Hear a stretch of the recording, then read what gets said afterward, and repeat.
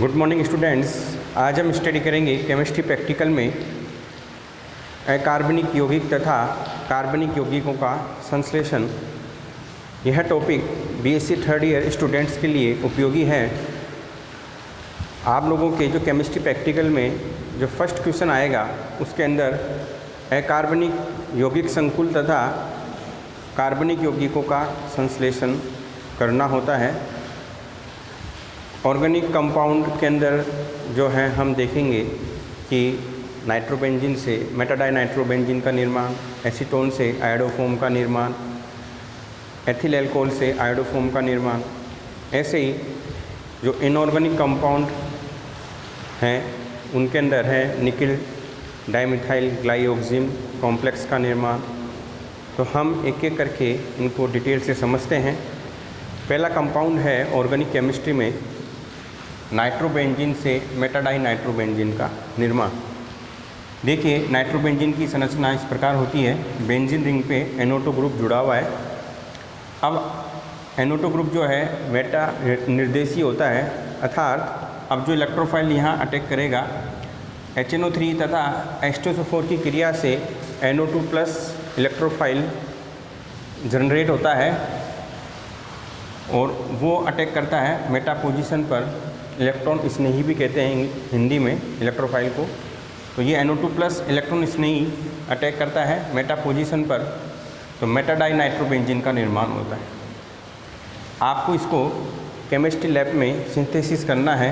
इसके लिए सामग्री है नाइट्रोबेंजीन 5 ml लेना है, कंसनट्रेट HNO3 आपको 10 ml और कंसनट्रेट H2SO4 आपको 10 ml लेना है। विधि क्या है? एक शंकु रूपी फ्लास्क में इस नाइट्रिक मिक्सचर को मिलाते हैं, 10 ml ये और 10 ml इसका।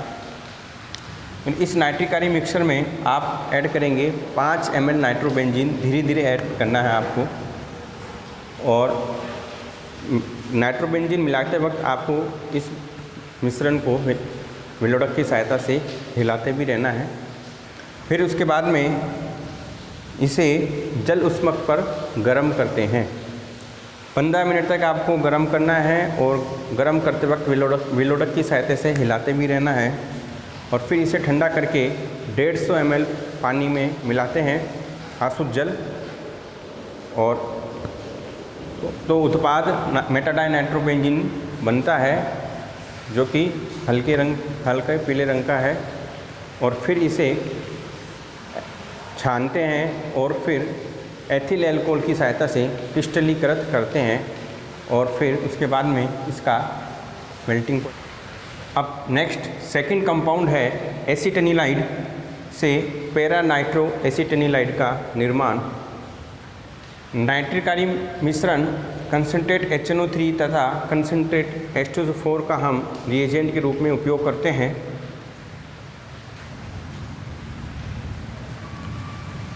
ये एसीटेनिलाइड है और यहाँ पे पैरा पोजीशन है। ये ऑर्थो है, ये मेटा है और ये पैरा। तो पैरा पोजीशन पे NO2 ग्रुप आके जुड़ रहा है। आवश्यक सामग्री एसीटेनिलाइड आपको 8.4 ग्राम लेना है, एसिटिक एसिड आपको 10 ml, कंसनट्रेट H2SO4 19.4 ml और कंसनट्रेट HNO3 आपको 3.7 ml लेना है। विधि क्या है? आपको जो एसीटेनिलाइड है 8.4 ग्राम को ग्लेशियर एसिटिक एसिड में 10 ml में हम अच्छी तरह से हिलाते हुए मिला लेते हैं। उसके बाद में इसमें जो 17 ml आप डालेंगे कंसनट्रेट H2SO4 17 ml इसके अंदर डालते हैं और इस विलयन को बर्फ़ की सहायता से ठंडा कर लेते हैं। ये जो आपने 3 चीज़ मिलाई है 8.4 ग्राम एसीटेनिलाइड में 10 ml आपने क्या लिया है एसिटिक अम्ल ग्लेशियर और उसमें आपने 17 ml क्या लिया है कंसनट्रेट H2SO4। इन तीनों को मिलाने के बाद में आप इनको अच्छी तरह से हिलाते हुए मिलाओ और फिर इसको बर्फ़ में ठंडा करते हैं। और फिर ठंडा करने के बाद में आपको इसका 2.4 ml और HNO3 का 3.7 ml नाइट्रिक मिक्सचर धीरे धीरे हिलाते हुए विलयन को हिलाते हुए जो रिएक्शन मिक्सचर है उसको हिलाते हुए मिलाते हैं तथा यह काम हमें 10 डिग्री सेंटीग्रेड से कम टेम्परेचर पे करना होता है। उसके बाद में ये जो रिएक्शन मिक्सचर है इसको हम 30 मिनट तक रख देते हैं ताकि इसका टेम्परेचर रूम टेम्परेचर कक्ष ताप पर आ जाए। फिर इसके बाद में हम इस रिएक्शन मिक्सचर को बर्फ़ के टुकड़ों पे डालते हैं तो देखते हैं कि हमें पैरा नाइट्रो एसीटेनिलाइड प्राप्त होता है, जिसे हम छान लेते हैं एवं एथिल अल्कोहल की सहायता से क्रिस्टलीकृत करते हैं और फिर गलनांक ज्ञात करते हैं। नेक्स्ट कंपाउंड है ऑर्गेनिक कंपाउंड की सिंथेसिस में सैलिसिलिक एसिड का एसिटिलीकरण, जिससे हमें एस्पिरिन दवाई प्राप्त होती है। ये जो आप सैलिसिलिक अम्ल देख रहे हैं इसकी क्रिया हमें एसिटिक एनहाइड्राइड से करवानी होती है। एसिटिक एनहाइड्राइड को हम इस प्रकार भी लिख सकते हैं,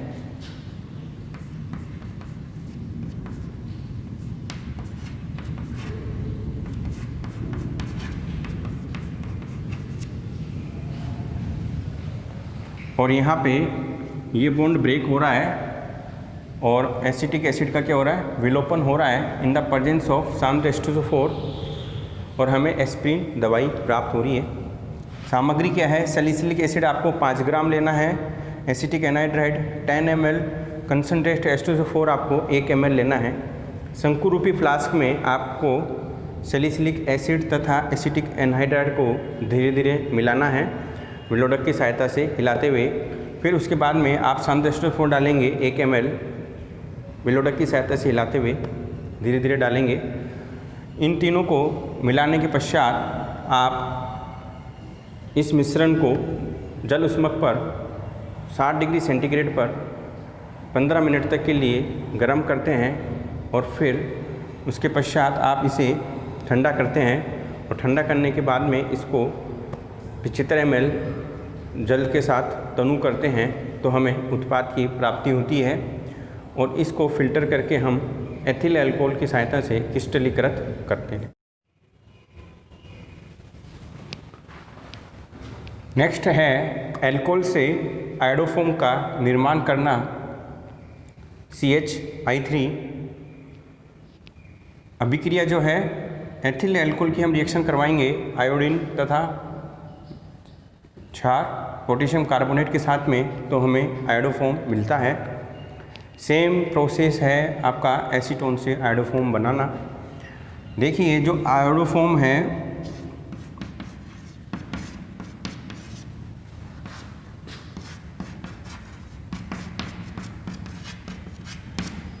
जहाँ पर ये ग्रुप पाए जाते हैं वे ही ऑर्गेनिक कंपाउंड आयोडोफोम बनाते हैं। अब जैसे एसीटोन लेके चलेंगे तो एसीटोन में ये ग्रुप है, एथिल अल्कोहल है तो ये वाला ग्रुप है। मेथनॉल से हम आयोडोफोम नहीं बना सकते हैं। ऐसे ही एसीटैल्डिहाइड से भी आयोडोफोम बन सकता है, लेकिन फॉर्मेल्डिहाइड से आयोडोफोम नहीं बनेगा। आयोडोफोम के लिए आप यूज करते हैं आयोडीन विलयन तथा क्षार NaOH या पोटेशियम कार्बोनेट।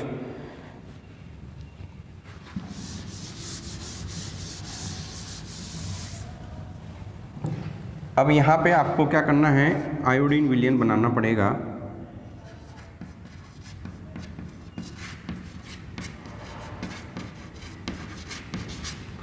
तो आयोडीन विलयन हम कैसे बनाते हैं, एक बीकर में 100 ml आपको अशुद्ध जल डिस्टिल्ड वाटर लेना है और उसमें 10 ग्राम पोटेशियम आयोडाइड मिलाना है और फिर 10 ग्राम आपको आयोडीन मिलानी है। तो इस प्रकार से आयोडीन विलयन का निर्माण होता है। अब आपको आयोडोफोम बनाने की विधि क्या है, एक पोटेशियम कार्बोनेट का भी विलयन बनाना पड़ेगा। तो शंकु रूपी फ्लास्क के अंदर आपको 40 ml डिस्टिल्ड वाटर में 10 ग्राम पोटेशियम कार्बोनेट मिलाना है और फिर इस विलयन में आपको एथिल अल्कोहल 5 ml मिलाना है।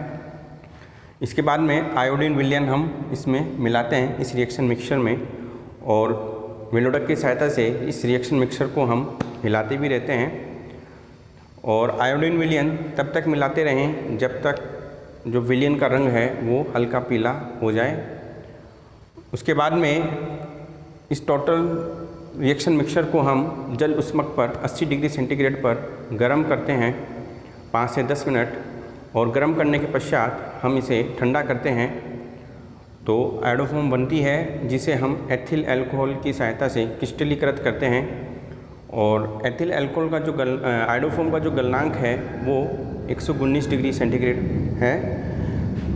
जो पीले रंग का क्रिस्टल है, और एसीटोन से भी आयोडोफोम का निर्माण करना है तो आपको यहाँ पे क्या लेना होगा, एसीटोन लेना होगा।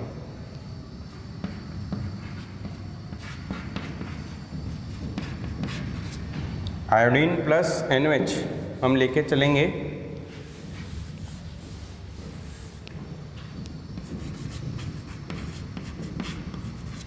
तो आयोडोफोम का निर्माण होगा। इस बॉन्ड की ब्रेक होने से ये वाला जो ग्रुप है ये आयोडोफोम बनाएगा, और ये वाला जो ग्रुप है एसीटेट आयन का निर्माण करता है।